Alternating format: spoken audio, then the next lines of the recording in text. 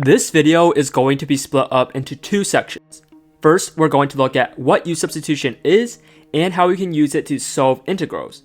And after that, we're going to dive into 5 example problems which will start simple and progress in difficulty. So whether you're here for the first time or if you're just here to review, this video is for you. So first, let's start with the definition. What is U-substitution? And specifically, how can we use it to solve integrals? Before we dive into calculus, you may have used something similar to U-substitution in algebra, often called algebraic substitution. Sometimes, equations can be difficult to solve right away. To make the problem easier, we can substitute in for a variable, u. Here, after we substitute in for u, the equation has become a simple matter of factoring. And once we do that, we know what u has to be. And from there, we can find the values of x. Substituting in for u was merely an intermediate step, and our answer will still be in terms of the original variable, x.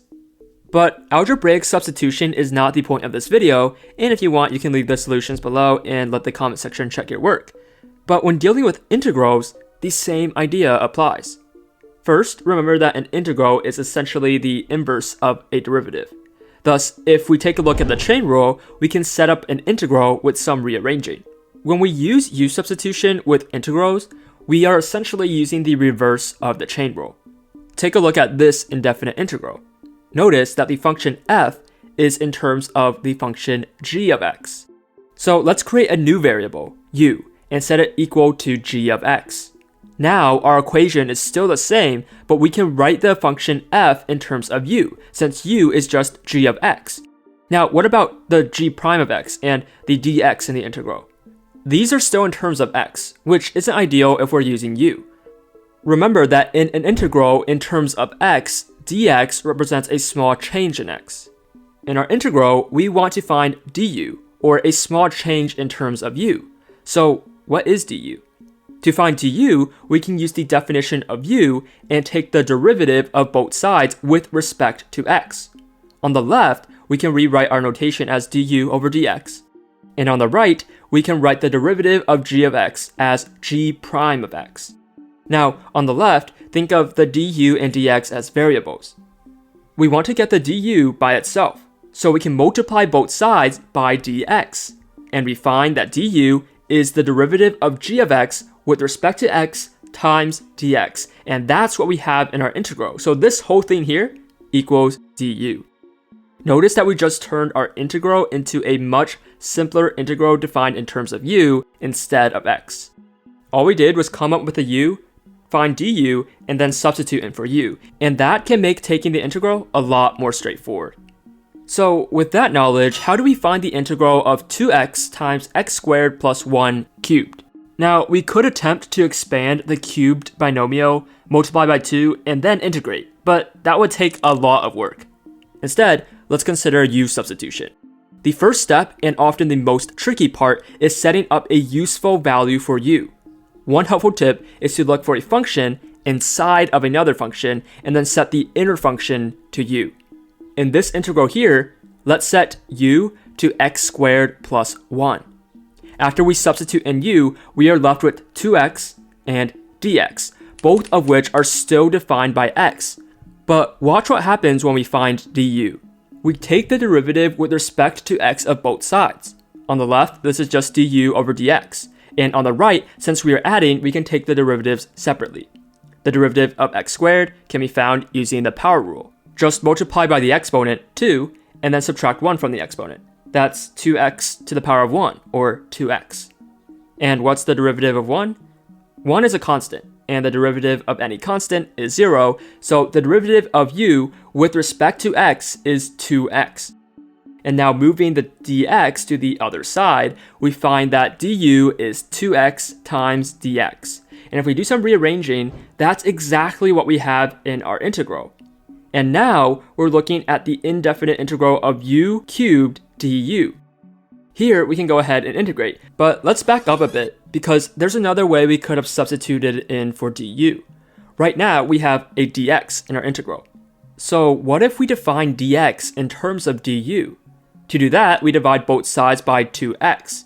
And now we can just plug that in for dx. The 2x will cancel out anyway, and again, we have u to the power of 3 times du.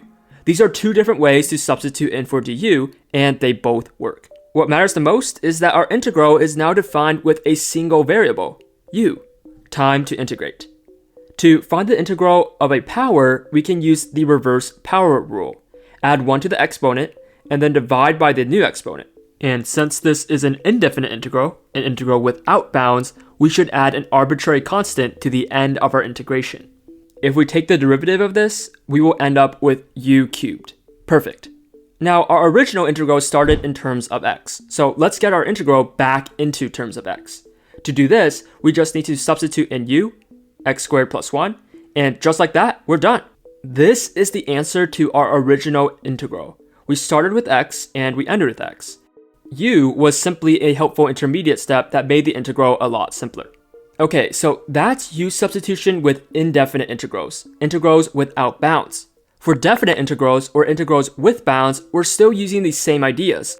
Only now, we'll have to be careful and make sure our bounds are defined with the correct variable. Take a look at this integral. This is a definite integral, since we have bounds 0 and 1. The bounds are in terms of x, so let's keep track of that with some labels. Alright, now how should we define u? Is there a function inside of another function? Yes, let's set u to 1 minus x cubed. Okay, if that is u, then what is du? Well, taking the derivative tells us that du over dx is the derivative of 1 minus x cubed. The derivative of 1 is 0 since it's a constant. And now for negative x cubed, we can use the power rule. Bring down the exponent, and then subtract 1 from the exponent, and that gives us negative 3 times x squared. Now, if we move dx to the other side by multiplying by dx, we have du. And taking a look at our integral, we have negative 3x squared dx. Perfect. All of this becomes du. And now we have the integral of u squared du. Using the reverse power rule, this becomes u to the power of 3 over 3. And we should evaluate this from 0 to 1. No, wait, we have a problem. Our bounds are still in terms of x. So we have two options. We can substitute in the value for u and then solve in terms of x, or we can define the bounds in terms of u and solve the answer in terms of u. Either one works, and both will give us the same answer, and we'll walk through both of these options. First, we can solve this in x. We know that u is 1 minus x cubed, and if we substitute that in, now everything is in terms of x. Time to evaluate. Our bounds tell us we need to evaluate this from 0 to 1. 1 cubed is 1. So the first term will be 1 minus 1 cubed over 3, which is just 0. Next, 0 cubed is 0, so the second part becomes negative 1 over 3. And that's the answer. Now, going back, we could have done this the other way.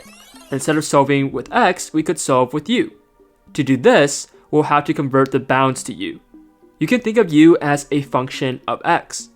When x equals 1, u of 1 is 1 minus 1, or 0. And when x is 0, u is 1 minus 0, or 1. And just like that, everything is now in terms of u. It's time to evaluate. 0 is the upper bound, and 1 is the lower bound. For the first term, 0 cubed is 0, and 0 over 3 is 0. And for the last term, 1 cubed is 1. This too gave us negative 1 over 3. So as you can see, we found the same answer different ways. We started by substituting in u to make the integration easier, and from there we made sure we had the same variable. And finally, we evaluated our result to find our answer. Okay, that's the idea behind u substitution. But sometimes integrals won't work out cleanly, and the best way to tackle integrals is with practice. So next, we're going to walk through 5 interesting integrals, and the last one may require some creative problem solving. So with all that information just thrown at you, how would you go about solving this integral? In u substitution, the first step is to find u, which can be tricky. Remember that u substitution is essentially the reverse of the chain rule, so the trick is to look for a function inside of another function and then to find the inner function as u. From there, we'll have to see if we can solve for du. So, in our example, is there a nested function? Yes. If we define u as 3x plus 5, we can think of the integral as a nested function. Okay, now before we substitute in u, let's first find du. This can be done by taking the derivative with respect to x of both sides. For the first term on the right, 3x, we can use the power rule. This gives us 3. The 5 is a constant, so the derivative of that is 0. And after moving the dx to the other side, we find that du is 3 times dx. But hold up, looking inside of our integral, we have the dx, but where's the 3? Now, there are two ways to think about this. First, we can do some manipulation. If we multiply the integral by 1/3 and 3, we didn't change anything because this is the same as multiplying by 1. Since we are multiplying by a constant, we can move the constant into the integral. And just like that, we have 3dx, which is du.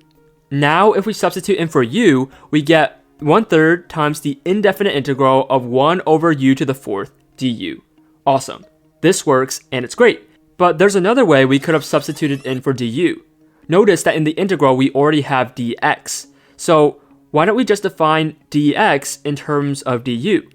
To do that, we'll just have to divide both sides by 3, which is the same as multiplying by 1/3, and now the 3 on the right cancels out. And we find that 1/3 du is equivalent to dx. We can go ahead and substitute that in, and since multiplying by 1/3 is multiplying by a constant, we can move that out of the integral for some simplification. And now, after substituting in u, we get the same result as before. We approached this two different ways, and both of them gave us the same answer. So use the method that makes the most sense to you. Alright, from there, it's now just a matter of integrating a power. Remember, a power in the denominator can be rewritten with a negative exponent. To integrate this, we can use the reverse power rule.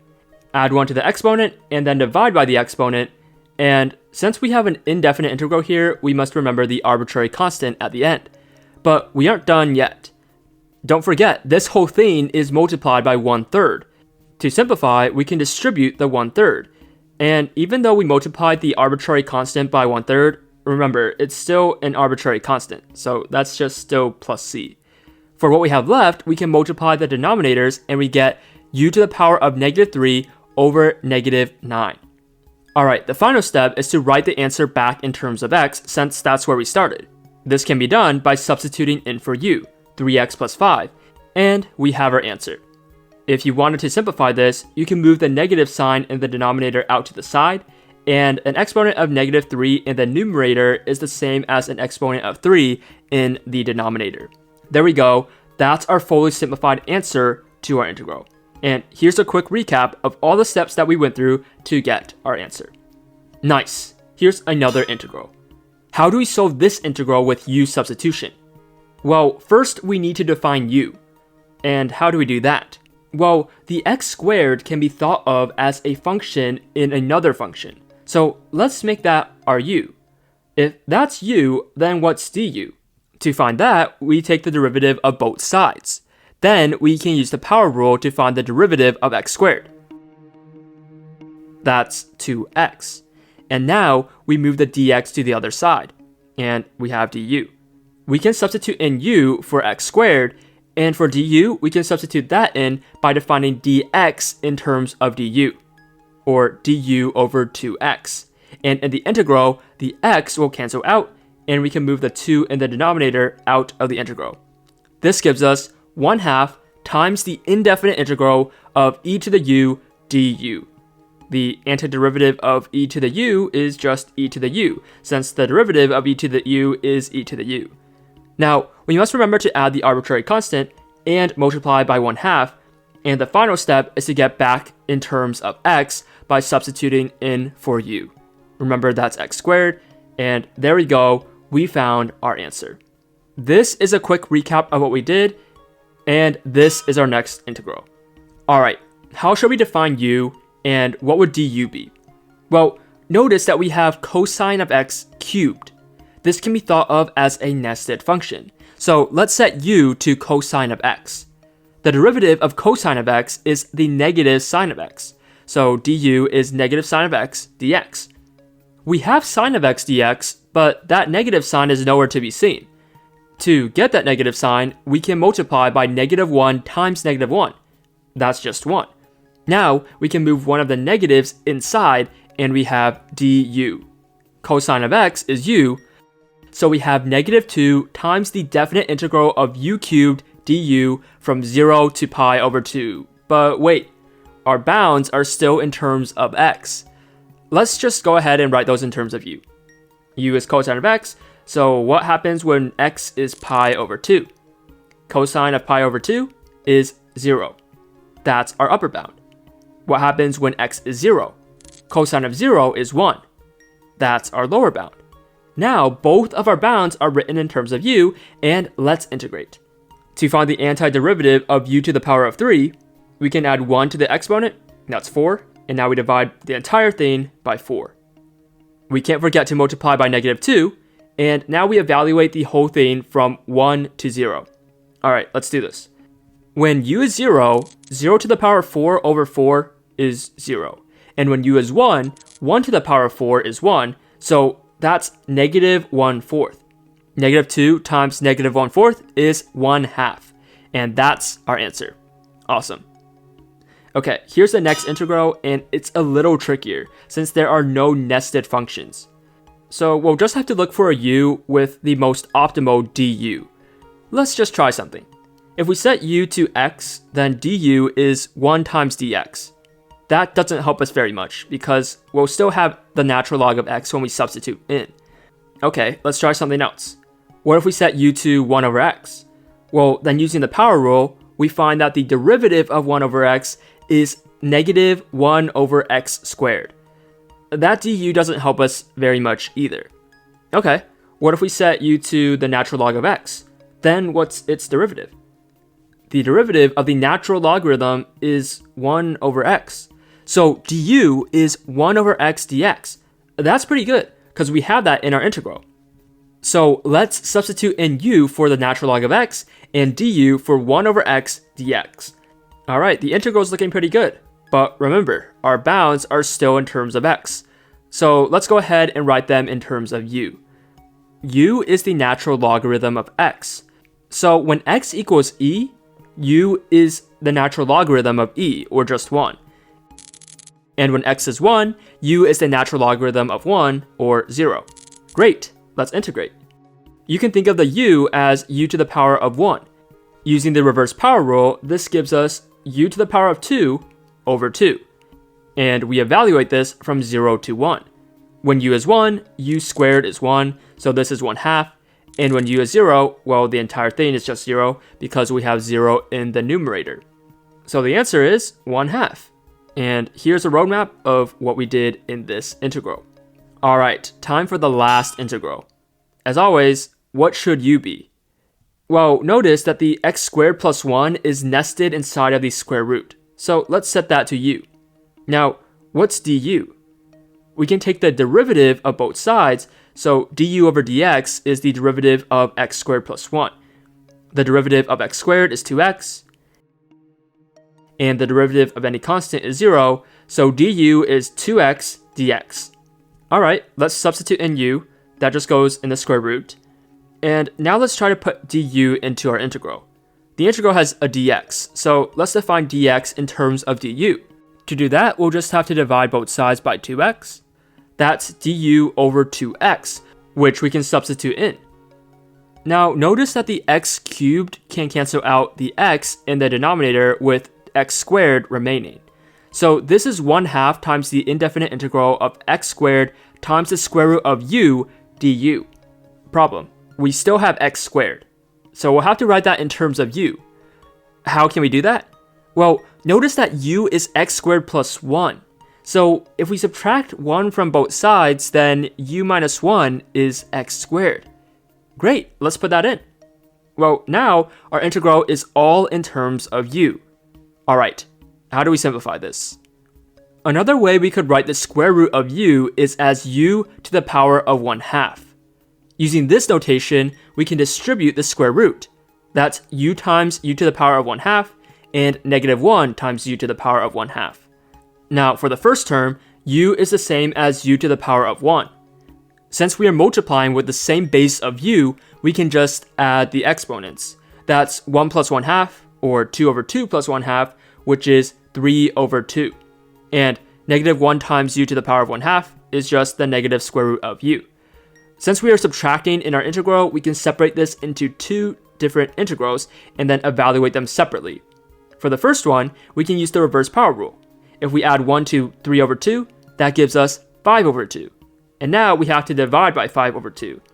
To get rid of the annoying fraction in the denominator, we can multiply by its reciprocal, 2 over 5. For this first integral, we're also multiplying by 1/2. The 2's will cancel out, so this gives us 1/5 times u to the power of 5 over 2, and let's just add a constant because this is an indefinite integral. Alright, the first one's done. The second one is very similar. Using the reverse power rule on u to the power of 1/2, we add 1 to 1/2, which gives us 2 over 2 plus 1 over 2, or 3 over 2. And now we need to divide by the exponent, 3 over 2. We multiply by 2/3 to get 1 in the denominator, and then we multiply by negative 1/2. The 2's will cancel, and we get negative 1/3 times u to the power of 3 over 2. There we go. The integrals are now fully evaluated. Now, to simplify, we can combine the arbitrary constants, since if we add two arbitrary constants together, the sum is still an arbitrary constant. And the final step is to substitute in for u. We need to get back in terms of x. Remember, u was x squared plus 1. And if we put that back in, we have our answer. Awesome work. And there you go, that's U-Substitution, a tool that makes integration a lot more efficient. It's all about looking for that intermediate step, whether looking for nested functions or the best du. Sometimes it takes trial and error and some algebraic manipulation, but keep practicing. Train your eye to spot different derivatives, like this video and subscribe, and you'll be acing those integrals in no time. Oh yeah, and don't forget to subscribe.